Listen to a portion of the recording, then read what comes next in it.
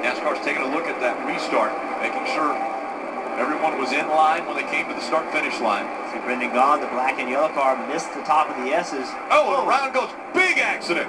The 14 involved. Looks like Kyle Busch might have been at the front end of that.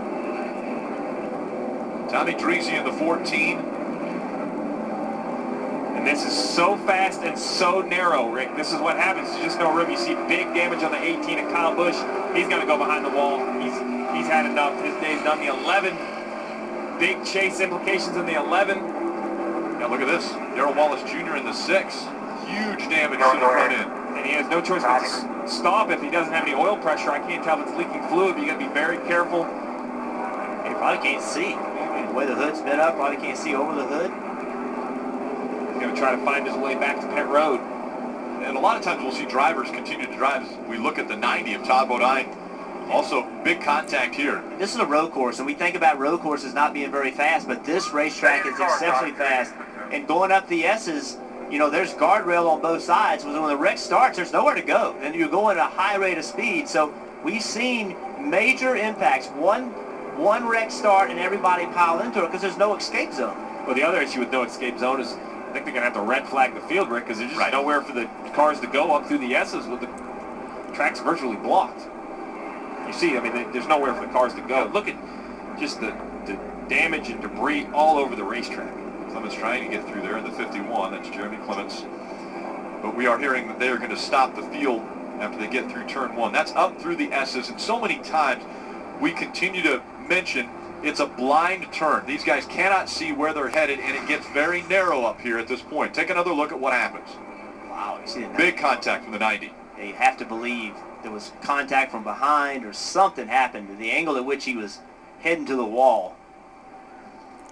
Severe change of directions quickly. Drivers trying to get through after all of that took place, but the 90 got into the wall, bounced back out onto the racetrack. Oh, and the 18 had it completely stopped until the 11 comes spinning back across the racetrack and made big contact with the left rear of the 18. Red flag is out. We look once again. So much damage to so many cars. Again, so tight in that area. It's right along with the 11. Look at to your left. Look at to your left. Clear. Back it right here. Back it out. Back it out. Back it out. Back it out. Back it out. When you hear a driver say, his hands off the wheel, you hear a driver say he had nowhere to go. We got damage. We definitely got damage. Nothing he could have done different. Front, right front. Tip in your hole. Everybody to garage stall. Everybody to garage stall. Talking about all the damage to the car. Another look as they go up through the S's. Again, the 90 sideways there and then pointed back the other direction. To a Menard barely gets by the driver's left. Look how fast these cars are coming right here at real speed. It's so hard to tell what started all this. There was damage to the back of the 90.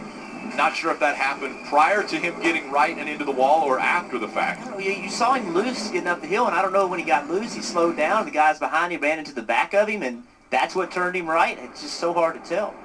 Look at the dejected look on Blake Koch's body as he just exhales disappointment. And remember, he's 12th